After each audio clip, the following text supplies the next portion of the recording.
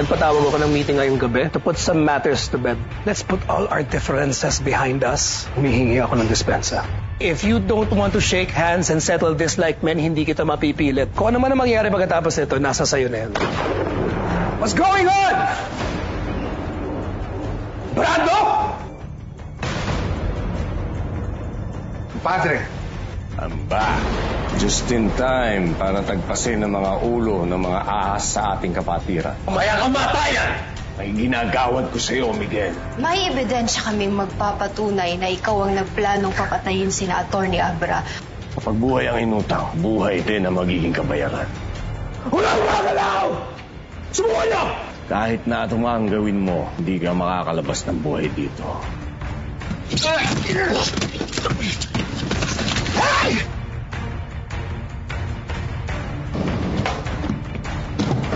Stop!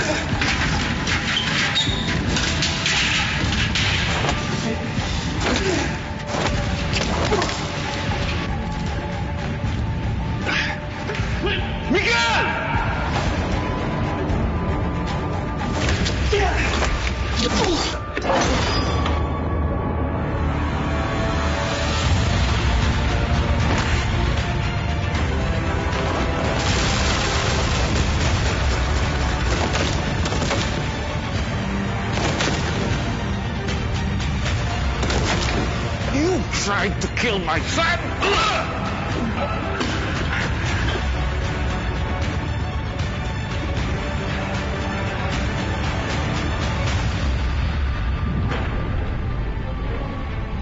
Ano sabi ko sa'yo?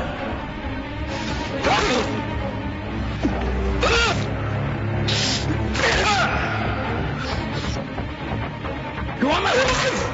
Pati yung anak ko, di ba? Kapal na nga! I'm enjoying this, Dad.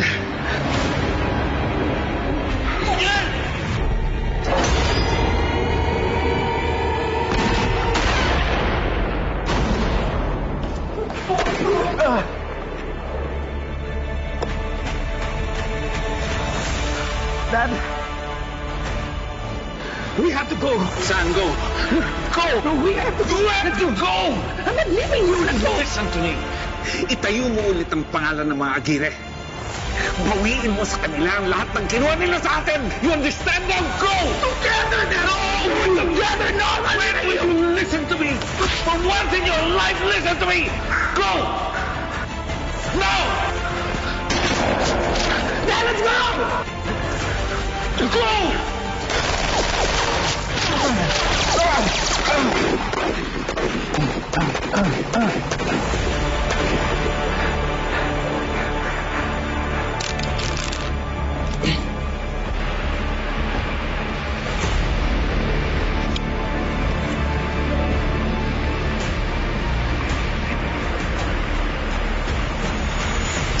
Brando. Sir.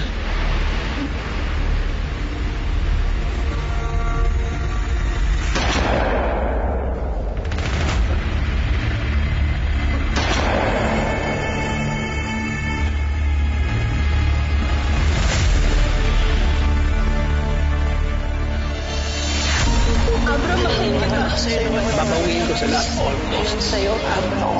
Mr. Judge. Ewan ko na. Batas ang gagamitin ko para durugin siya. Babagsakan kanila, pamahirapan ng mga makapangyarihan. Lalo pag nasa baba kanila, para kalang lang na madali na tapakan. Nilahin ka nila hanggang mawala ng pag-asa at makakapitan. Ganito na ba ang kapalaran ng bawat isa? Sa uli, pangarap hindi para sa sarili, hindi para sa iba. Kahit mahirapan na gawin sa lipunan, puro sabihin, pinipilit ko pa rin naabuti. Alam ko na madaming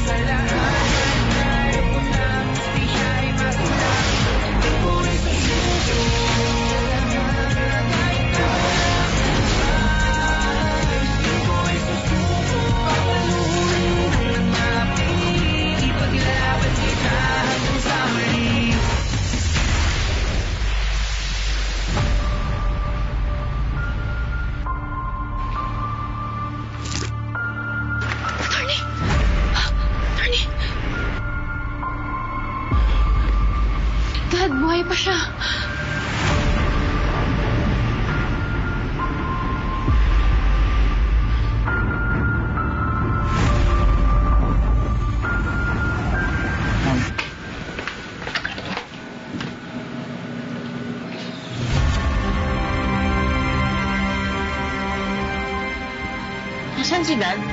Hindi ko po alam, ma'am. Tawagin mo nga si Brando. Siyensya na po, pero umalis po si Boss Brando. Saan siya nagpunta? Ano ba nangyayari? Hindi ko po alam, ma'am. Pero ang bilin po sa amin ni Judge Palmores, huwag po kayong palalabasin ng mansyon ni Fatima dahil delikado. Gising si Dad? Asan si Miguel? Nakatakas si Miguel. Pero sinunod ng mga tao natin. Inudel! Anong ginagawa mo dito? Judge! Tara, kilos na! Bilis!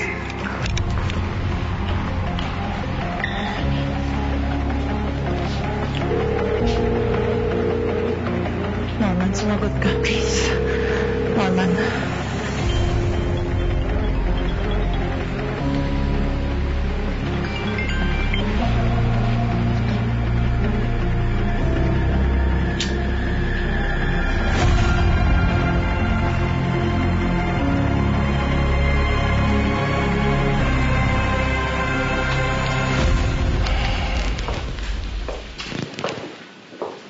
Dan? Jane, Anong ibig sabihin nito? bakit ikaw? Sinabi mo ba sa akin noon na nakakakita ka na pala? Totoo bang anak mo si Elizabeth? Anong ginagawa niya dito? I'll gladly answer your question, but not right now. Sa ngayon, ang importante, wala na ang mga agiri. What? I took care of it, like I always do. What do you mean? Gusto mo pa bang idetalye ko sa'yo kung paano ko sila niligpit?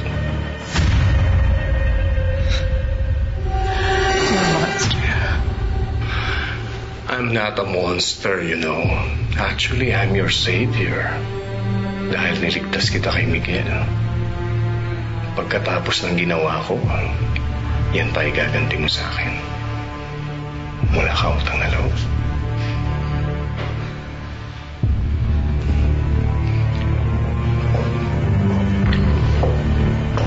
Brando. Ma? Nasaan si Atty. Abra?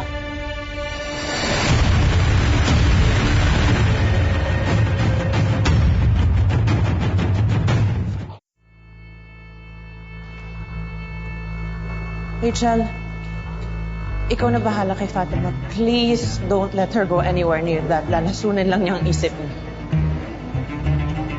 Thank you. Miss, saan po ang room ni Abraham Espiritu? 4213 po. Thank you.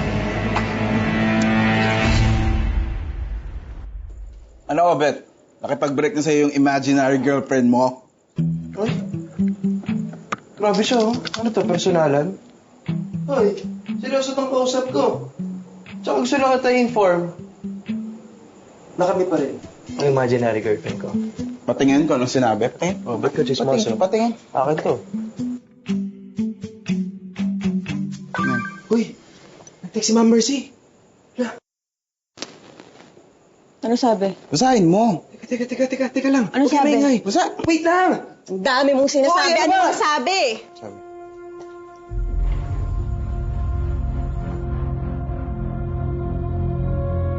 Ano ba daw yung mga sugat ni Abra? Si Miguel nagtatago na.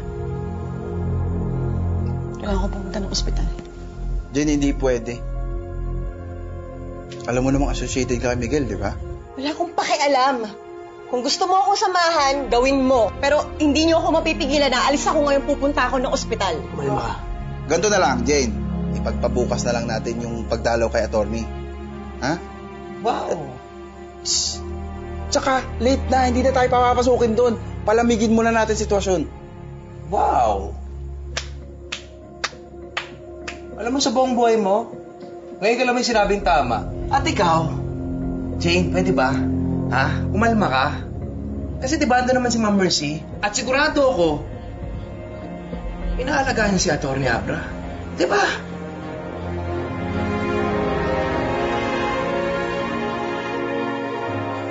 Pero bukas na bukas, pupuntahan natin siya.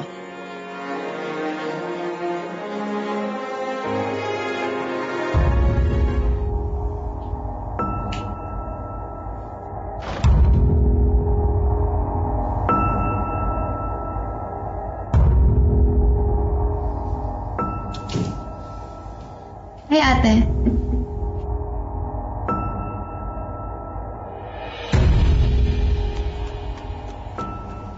Anong ginagawa mo dito? Anong klaseng tanong yan? Akala ko pa naman matalino ka. Binabantayan ko si Atty. Abra. Mukhang ako lang naman ang concern sa kanya. Tingnan mo, may ibang tao pa ba dito maliban sa akin?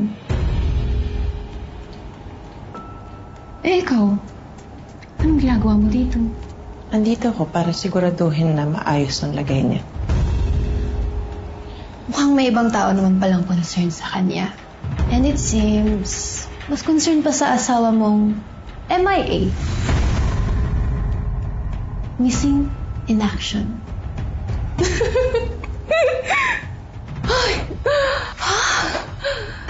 Don't tell me you're hitting two birds with one stone, my dear sister.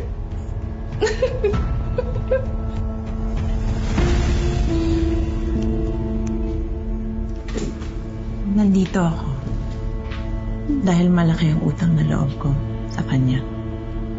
Niligtas ni Atty. Abra ang anak ko. Gusto kong masigurado na maayos ang kalagayan niya. At gusto kong siguraduhin na walang taong dumidemonyo sa kanya.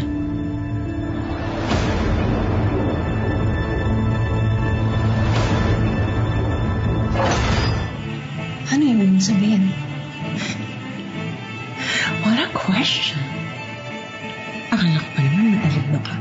My dear sister.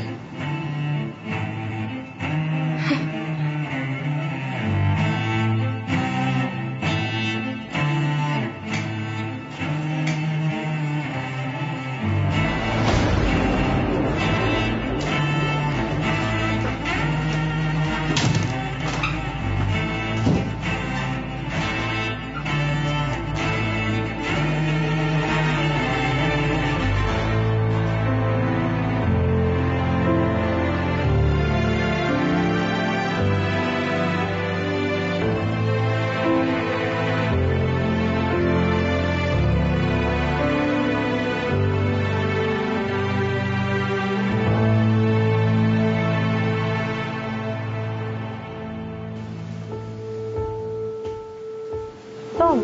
Hello? Ea? Nabalita ako yung nangyari sa kuya mo. Nasa ka? Patay na si Dad.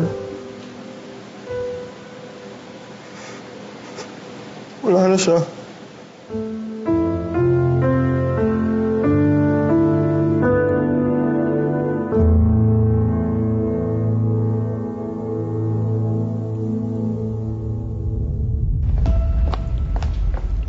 Good morning, Daddy. How are you feeling? Good. And getting better. See? Good. Sabihan nila ako pag may kailangan ka. Lagi lang ako nasa tabi mo. Nagkausap na ba kayo ni Mercy? Si ate? Hindi siya umuwi kagabi. Binantayan niya magdamag si Atty. Abra. They're very close, no? I wonder why.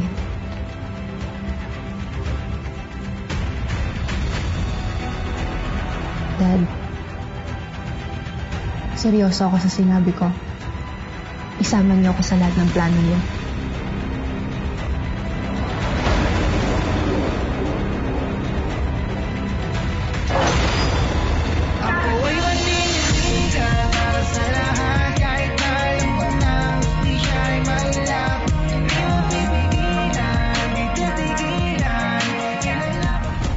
Napatay sa isang shootout ang prominenteng negosyante ng Rosario na si Mario Aguirre. Pagbabayaran niya lahat. Wala na ang tatay ni Miguel. Si Miguel nagtago na rin. Di na nila tayo gagambalain. You better settle your differences because I'm going to need you both. Tutuloy natin yung plano natin na maluklok ka bilang gobernador ng Rosario. At tutulungan ka ni Elizabeth para siguradong panalo mo.